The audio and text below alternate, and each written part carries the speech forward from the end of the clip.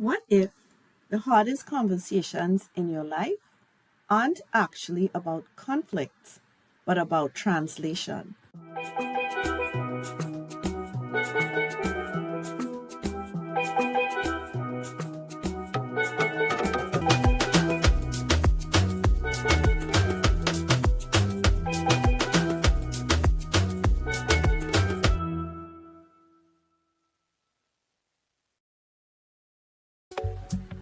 Hi, I'm Denise, and this is What You Think and Who You're Called to Be, episode number 4.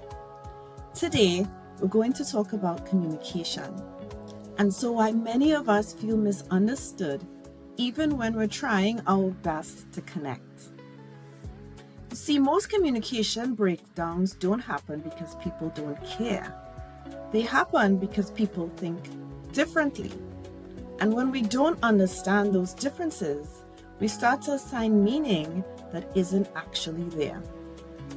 We think they're being difficult, they don't care, they're not listening, when in reality, they may just be processing in a completely different way than we are. I want to share something that happened to me in a work setting that really brought this home. I was in a room full of faithful stewards, people who are wired for structure, process, and detail, and I was trying to communicate a vision. So again, these are blue thinkers, right? And green thinkers, and I was trying to communicate with a vision with a yellow thinking mindset, right? Now, as a visionary architect, again, that's the yellow quadrant thinking, I naturally lead with the big picture, the why, the possibility. Where are we going and why does this matter? But the room wasn't tracking with me. They weren't resistant, they weren't disengaged, they just needed something I wasn't giving them. The how, right? Again, that green quadrant, the steps, the sequence. I kept expanding the vision, they kept waiting for the plan.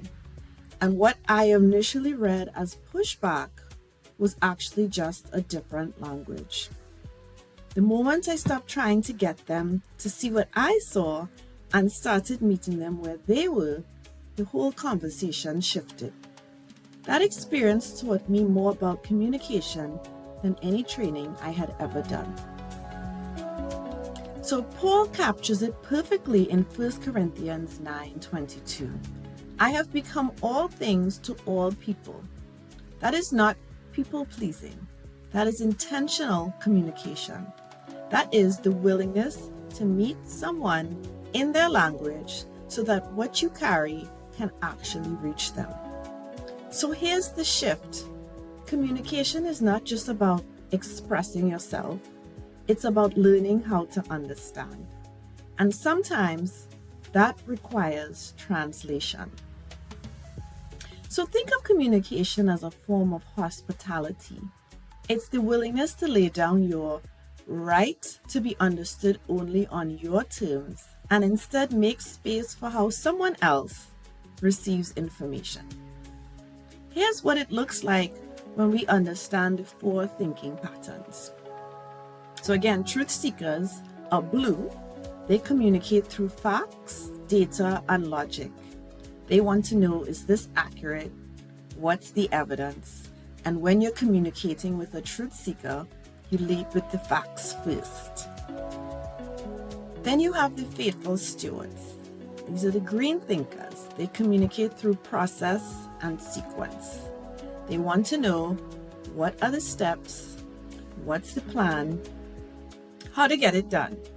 So when communicating with them, give them the structure. Walk them through it in order.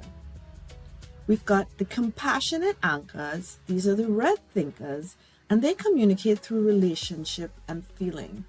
They want to know, how does this affect people? Do you care about me? And when communicating with them, check in with how they're doing before diving into content. Then you've got the visionary architects. These are the yellow. They communicate through vision and possibility. They want to know, where is this going? What could this become? And they very much want to know the why, right? So when communicating with them, lead with the big picture. Got it? All right, so now here's the challenge. Most of us communicate the way we prefer to receive information and then wonder why it's just not landing or working. We think we're being clear, but to someone wired differently, we may be speaking a completely different language. So let me give you some examples of what translation looks like.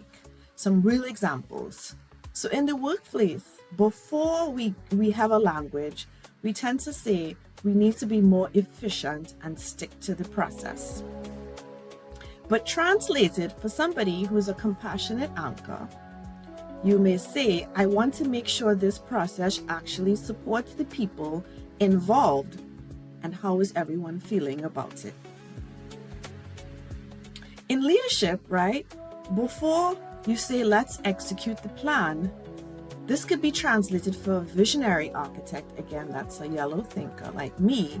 This plan helps move us together toward the bigger vision we've been building towards, right? In a personal relationship, before you would overreact about something, translated, you could say, I can see this really matters to you.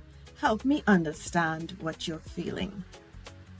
Again, same intention, but completely different impact.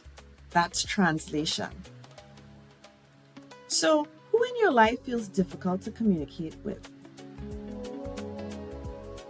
Keep this person in mind, because the devotional is going to speak right into that relationship.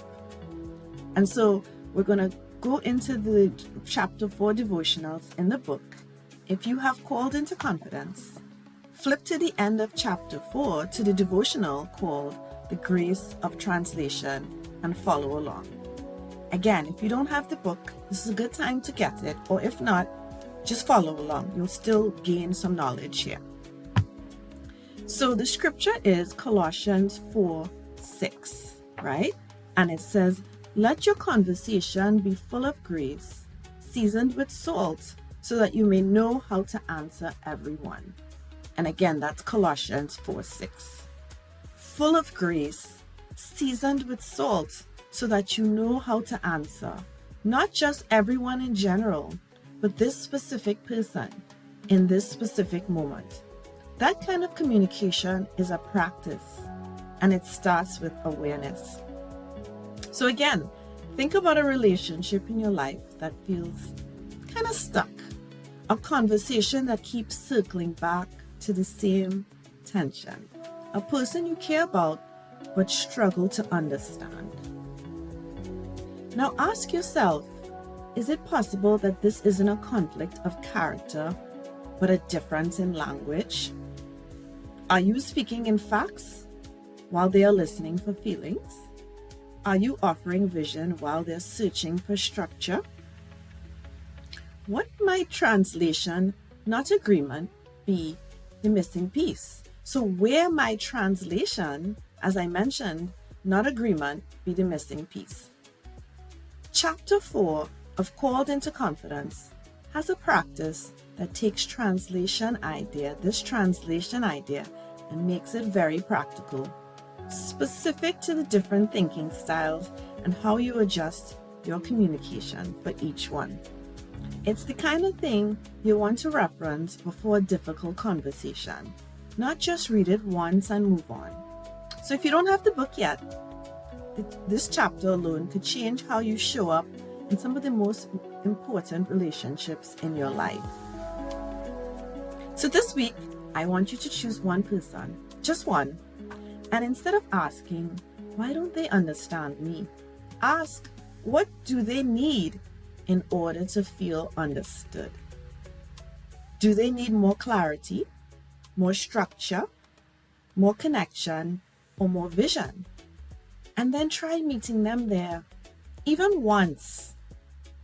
Again, do they need more clarity? Do they need more structure, more connection, more vision? And when you begin to translate instead of assume, you don't just communicate better, you build trust. And trust is what allows real communication to grow. I'll see you in the next video.